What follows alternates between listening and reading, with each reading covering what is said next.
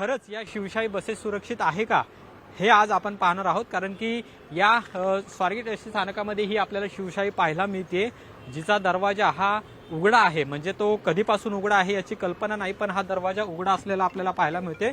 इतकंच नव्हे तर या सुतळीने हा संपूर्ण दरवाजा आहे तो बांधलेला आहे। म्हणजे हा दरवाजा लावता येत नाही किंवा तो उघडता येत नाही, अशा पद्धतीचं हे आपल्याला प्रकार या ठिकाणी पाहायला मिळते। ज्या बसमध्ये ही घटना घडलेली आहे ती ही शिवशाही नाही, पण शिवशाही बस नेमकी कशी आहे ते आपण दाखवण्याचा प्रयत्न या ठिकाणी करतोय।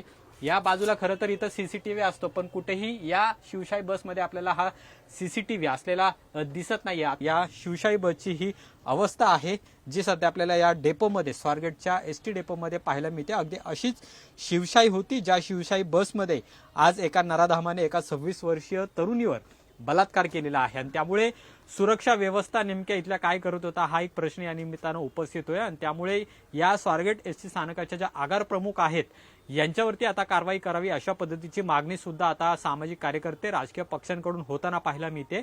पण या शिवशाही बसेस किती सुरक्षित आहेत हा सवाल आता उपस्थित होतोय आणि त्याचा पंचनामा आहे तो लोकशाही मराठीने सुद्धा या ठिकाणी केलेला आहे। दरवाजा उघडा आहे, आतमध्ये कुणीही येऊ शकतं, जाऊ शकतं, कुणालाही इथं अडवलं जात नाही।